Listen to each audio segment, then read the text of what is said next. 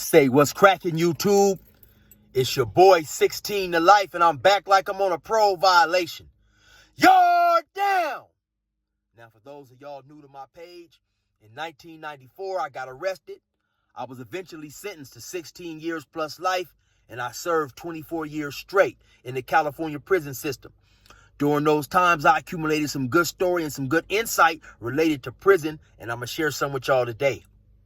In the event you happen to like this story, then you definitely be sure to hit the like button, subscribe to my channel, and most importantly, hit that notification bell. That way, anytime I drop a story, you will be notified ASAP. Also, be sure to visit my website for my merch. That's 16tolife.com. Also, be sure to check out my YouTube playlist. Go down to gas stations, because like I told y'all, I rap. And the flow is nothing like Curtis Blow. So definitely check me out. I guarantee you'll be pleasantly surprised.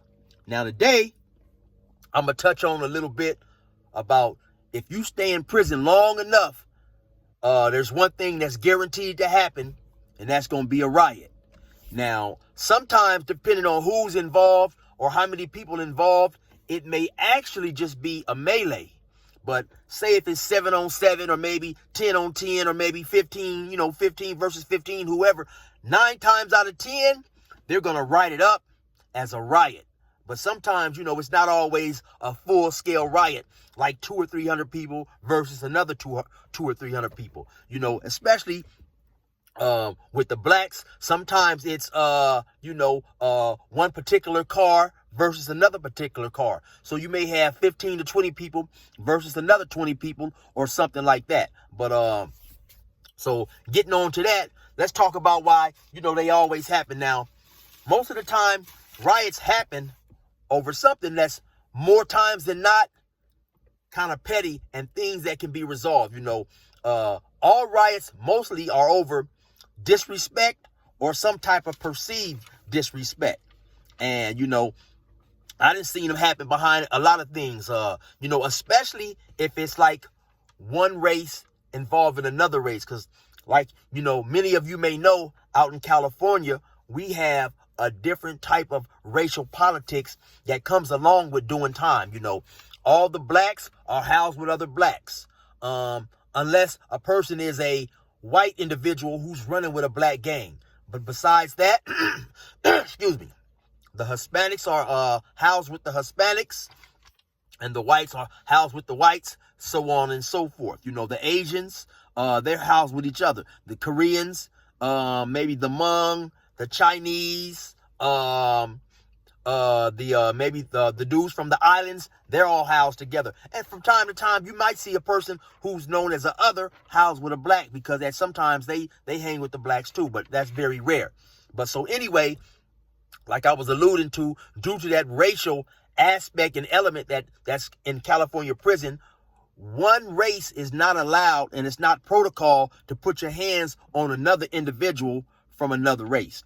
The way that goes is, if you have a problem with somebody from another race, you're supposed to go talk to a person from that race who may have some rank or a little seniority, and then he'll go talk to the person who you have the problem with, and they'll try to figure it out. He'll talk to that person. He'll see, okay, he'll get that person's side. He'll get your side. And then they'll say, okay, well, you know what? Yeah, our people was wrong, and we going to deal with him, or they may say, oh, we don't feel our homie was wrong. And so then they'll talk to your people, and maybe you guys will just come and you guys will agree to disagree. Or maybe your people may feel, okay, well, no, something has to be done. And then if you guys don't get him, we going to get him. And things like that can definitely lead to a riot. Like I said, I didn't see riots happen over a lot of things, man. A few things that's a hotbed is phone time. Especially when I first came to prison in California, we were allowed most times a 15-minute phone call, and only one a day, depending on what institution you were in. Some institutions, you could get a phone call 2 times a day. But how that worked is, if you wanted a phone call on Sunday, you had to sign up for a slot on Saturday. You have to sign up Saturday for a slot, on Sunday. So then you might have a phone call in the morning from 10 o'clock to 10:15. The phone comes on, and how it's supposed to work is when you turn on the phone, you get through. The phone has an automatic 15-minute timer on it. But say you call 2 or 3 numbers and you can't get through. Then you get through on the 3rd number. So you don't actually start your phone call until 10:06. Well, the phone's going to cut off at 10:21, even though that person's phone time behind you is at 10:15. Some people don't want to get off the phone right away, because you got to keep in mind, if you're on the phone even 2 minutes, that's cutting into 2 minutes from the person behind you. And so sometimes, people fail to have that understanding, or they just fail to be irrational. And so also some individuals, if you don't have a job, because you have to have a job, that's privilege status. That's called A1A. If you're not A1A, then you get 1 phone call a month. Unless, you can sneak on somebody else's phone call, or it may be a cool guard in the tower that lets you hop on. But if that's not the situation, say you only got 1 phone call a month, you get 15 minutes. And I promise you, that 15 minutes goes by extremely fast, especially if you call and maybe you might want to talk to your mom, your wife is there, or whoever, so you definitely don't want an individual on your phone time, even an extra 2-3 minutes. You may have had an emergency in the family that you need to address. And so these are some of the things that definitely can lead to a potential riot, because you have a lot of dudes in there that's, for whatever reason, they're selfish. They're not thinking rational. The canteen line. Everybody loves to go to the canteen and get their food, because you never know when a riot or something is going to happen, and you may be on lockdown. Some of those riots, we have been on lockdown, 6 months, maybe a year and a half. It just all depends on the severity of the riot, so people definitely like to have a lot of food in their house, and especially hygiene. I've seen dudes literally with 40, 50 bars of soap, 10 shampoos, 20 toothpastes, because you never know what's going to happen. And so you like to be prepared, And so the canteen, people standing in line waiting to go to the canteen. You got dudes cutting. You got dudes trying to sneak up there. They may have a homeboy that work in the canteen. You may see an individual, man, he may look up and they've called 7 Hispanics to go to the canteen. They call one name, then they call another name, then they call another name. It's a Hispanic name. Then you have a black individual like, damn, man, what's up? Why ain't they calling no blacks? So all types of stuff, man. I didn't even see dudes get into it behind the handball courts. Sometimes in prison, we'll have our own, the blacks will have our own side of the basketball court. The Hispanics and the whites will share a court. Sometimes we'll have a handball court. Sometimes they'll have a handball court. If not, sometimes we might have a handball court from 8 in the morning till 1. Then, from 1 for the rest of the day, it's the Hispanics. It just depends on how that particular court is worked out and what particular prison. But now sometimes, if the Hispanics aren't using the handball court, the blacks can go use the court. It just all depends. But then the Hispanics may come up and want to play. And then so if it's not the blacks' time, the blacks are supposed to get off the handball court. Well, you may have some dudes who say, man, they just came over here out of spite. They came over here out of spite just because they seen us playing. But regardless, if it's their time, it's still their time. So you just have a whole lot of things that, a whole lot of different dynamics that can kick off a riot, man. Tables. You may have, the yard is always divided into tables for amongst the racial groups. Hispanics, whites, blacks, whatever. So I've seen situations where that system has been working fine for 2 years. Then you may have somebody new who comes to the yard with a little bit of authority, seniority in his particular race. He may say, hey, man, why do the Hispanics have, 12 tables and we only got 7? No, we're not going for that, And you have some dudes who are actually racial agitators, and you have them on both sides. I've been seeing them on both sides, and I've seen them within the blacks. You may have one particular car who don't like another car, so they're looking for any small thing to try to turn into an episode. And like I say, I've seen that on both sides of the racial coin as well, Hispanics and blacks. You'll both have dudes who genuinely hate the other race. And so they're looking to try to make war, to try to turn things into things bigger than they have to be. They're looking to basically push a line, like say, man, listen, give us this or else. So it's all types of stuff that can that can cause a riot. And so, it's a few different type of riots. Like I said, sometimes they're melees, but when they're all out riots, a lot of times, you can feel it. You can feel the tension in the air, man. And I tell you that tension is like no other. Okay, because let's keep in mind now, some of these yards, right, may have 5 buildings on the yard, bottom tier and top tier. So each tier has 50 cells sometimes, or 48, 49, or whatever. But let's just say 50 for the easy math. So that's 50 on the bottom, 50 tiers on the bottom, 2 people per cell. So that's 100 people on the bottom, 100 people on top. So if you got 5 buildings, that's 1,000 people. So now let's say the riot is between maybe the blacks and the Hispanics. So that might be right there, 500-600 people participating. So, a lot of times when a riot is getting ready to kick off, it's a problem stemming, and, all races will know about it. And so, I think those are probably the worst in terms of, violence and in terms of fear, because when you come to the yard, okay, like on a normal day, when they open the yard, everybody's out there doing what they normally do. You got people playing horseshoes. You got people out there working out. You got people playing basketball. You got people playing soccer. You got people playing chess. You got people walking the yard. People just chilling, talking, whatever. On the days that there are potential riots getting ready to erupt, nobody is doing nothing.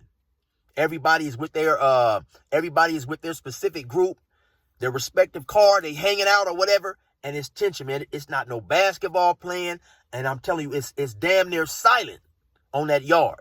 And for a yard with that many people to be silent is an extremely scary thing. And see, like I said, the bad part about it is everybody is prepared. So now you done got dudes come out with multiple weapons. You got dudes who've hid knives and stuff on the yard. They've got those knives out of their hiding space, and it's extremely scary because the potential of what could happen. Also keep in mind the guards are in the towers with mini 14s, and so those are assault rifles that shoot a 223 round. And they will definitely shoot. If they happen to see a person being stabbed, if they happen to see an individual being kicked and stomped with the state boots, or any type of injury that could be life-threatening or lead to death, they are allowed, and they definitely will shoot that gun. So like I say, all these elements are playing into effect. And it definitely is a scary thing, man. If an individual will tell you that he's not scared when a potential riot is about to jump off, he's lying, man, because they have some cold, serious knives, in prison. And that the potential to lose your life is there. There's also some type of riots when dudes just take off out of the blue, when it's spontaneous. You may have a black dude walking the track and a white dude walking the track. They bump each other, or they happen to have words, and then the riot just takes off right then and there. Those spontaneous riots really aren't as bad because, you just look up, you see people fighting, your senses kick in, you run over there, you get cracking. Then also another extremely type of scary riot is when you out there playing basketball or whatever, you sitting up there, you playing chess, and all of a sudden you look up and 200-300 dudes is just rushing you. There's no tension. There is no tension in the air. It may be as something that jumped off at another prison, and maybe 5 years down the line, this dude and that dude got into it and led to a race riot.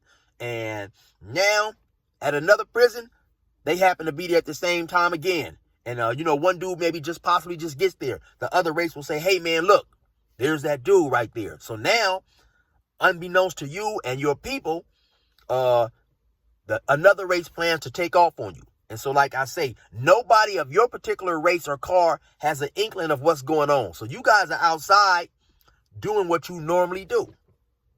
and then you look up and half the yard is just rushing towards you, man. That's an extremely scary thing too. You really have less time to think about it, but it's still definitely scary because, the potential, like I say, of getting hurt and losing your life is always there. Now, so there's also when you plan to take off on somebody else, your car, your race, or whatever. Now, most times in situations like that I've been in, I go ahead and just like everybody else, we pack our belongings up in the cell. We put all our property up because we know that more than likely we're not coming back. That way, when the police enter your cell, they don't have to figure out, whose stuff is who, whatever. Your stuff is already packed up, labeled. You got your name on it or whatever. Then they take your stuff to the hole. So let's get into it, man. So when these riots take off, man, the main thing is to try to stay on your feet, even though that's easier said than done, because like I say, the more people involved, the more likely you are to get blindsided.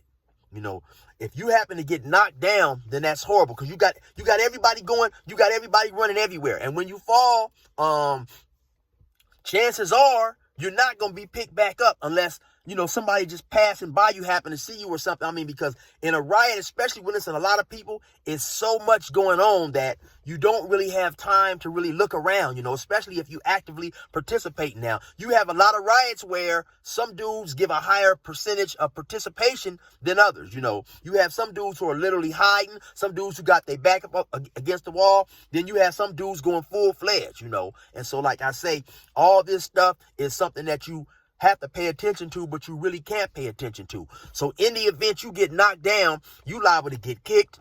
You liable to get, you rat packed.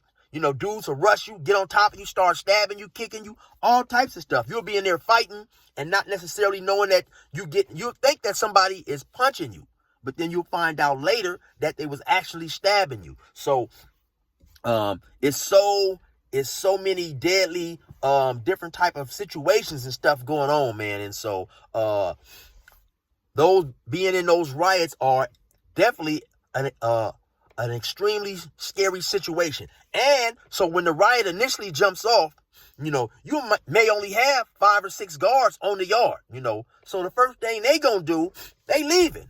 They up out of there. They gonna hit the button and all that old type of stuff. Then they gonna retreat to a safer place until they can get on the mic, call for backup, have all the other different guards from different yards come.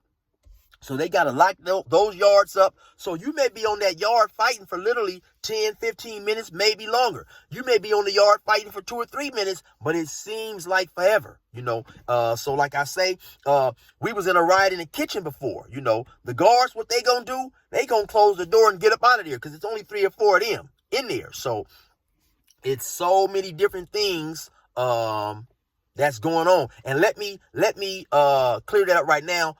I was not in the riot. The homies got into a riot in the kitchen. And so that like I say, that dynamic happened. The police got up out of there, shut the door, and left them dudes up in there. Now, also, eventually when the police, the COs, whoever, get enough people to come and try to quell the riot, another thing that you do not want to do, because they're going to tell everybody to get down. Anytime an alarm goes off, in the California prisons, at most prisons, sometimes they allow you to sit on your butt, but most of the prisons want you to prone flat out, lay on your stomach, lay down. In a riot, you definitely don't want to lay down, man, because if you lay down, this always happens in most riots that are extremely big. They're going to tell you to get down. The riot is going to stop. It might stop for 15, 20 seconds. You will look up some dudes to start fighting to your left or to your right, and everybody jumps back up and the riot kicks off again. I've seen this happen 3 or 4 times. So just proning all the way out is a definite way to get yourself hurt, because now you're laying on your stomach and you can't get up and respond quick enough. So you have a lot of individuals who squat down, and most of the time in the riots, the police, even though they want you to lay flat out, they are cool with that for the time being because they already know that individuals is going to jump back up. Like I say, I've seen a whole lot of stuff, man, and it's an extremely scary thing. Like I say, the riot is going on. You fight. There's people running here, people running there. The police is coming in there. They got the mace. They're macing people. You know, you have guards who are coming to the in the tower. In each building, they have a tower where they can come to the window. So they're coming out the window. They're shooting the guns. They possibly may be shooting a block gun. A block gun is a gun that shoots this little wooden projectile, and that thing will hit you in the head and bust your head open too. So you know they got the police spraying the mace, all types of stuff. So when the riot is finally over, it's a lot of adrenaline running and pumping through you. And really, that's another extremely bad part when the riot is finally over. Because when it's over, now eventually the police finished to come. They're going to cordon off the area, get everybody who they think was involved. They're going to handcuff you. And now you might sit on that yard for 7-8 hours handcuffed. You know, you got the mace on you. The mace is burning you and stuff, burning your face all up. So the COs is going to come, and they're going to get the people who need medical attention. They're going to grab them first. Later on, they come get the people who may need to have the mace washed off and take them maybe 3 or 4 at a time or however many. So like I say, you may be sitting out there maybe an hour with mace just burning the hell about you, you know. You're going to be sitting there handcuffed with your hands behind your back. It's an all-night process sometimes, you know. And then once you get to the cell, you're going to be in the cell burning. You're going to be dirty. You know, they're going to give you your sheets and all that type of stuff. And you may not get a shower for 2 or 3 days, you know. So now you have to you have to bird bath in your cell. You know, you got this mace on you. Every time you put water, the water just inflames the mace. It's all in your hair and everything, you know. And sometimes, you know, everything that happens after the riot could be worse than the potential riot, you know. Like I said, you got the guards up there. I've heard of people being shot. You know, it's everything goes on, man, in these riots. And like I say, it's very potentially dangerous. And you can best believe in California, especially when I first came to the pen, if you had any significant amount of time to do, 3-4 years, you definitely was going to be involved in some riots, you know, because just the way that things work, you know. And especially if you was black, you may be, and you ran with a gang, you also had the potential of your homies getting into it with somebody else and you guys getting into one of those type of riots, you know, like I said earlier, which could have been just deemed a melee, but they're going to write it up as a riot, you know, if it's, you know, more than 5 or 6 people involved. So, you know, those are some of the things that cause riots to happen in California prisons. And I was just trying to give you guys a feel for the way the riots play out, even though my words definitely still do no justice to actually being in it and being there, you know, in person, man. It's definitely a horrifying and scary experience, you know, because like I say, the potential to get extremely injured or killed is always there. And did I mention that, you know, you have a lot of individuals out there in boots? The state boots are extremely hard, and you definitely don't want to get kicked, knocked down to the ground with those. Remember, I told you guys in one of my earlier stories how we had got into a riot with the Compton and Watts car, and one of my homeboys got kicked in the face with a boot. And yeah, he was literally messed up for days, man. That boot really did a number on him and stuff. So them boots is nothing to play with. But anyway, that was just my take right there on riots. You know, I get a lot of questions, people asking me about why the riots happen and stuff like that. And like I say, it's a whole laundry list of things that can potentially cause riots to happen, man. And when they happen, they definitely can get dangerous, you know. So anyway, y'all already know what it is. It's your boy 16 to life. Resume normal program.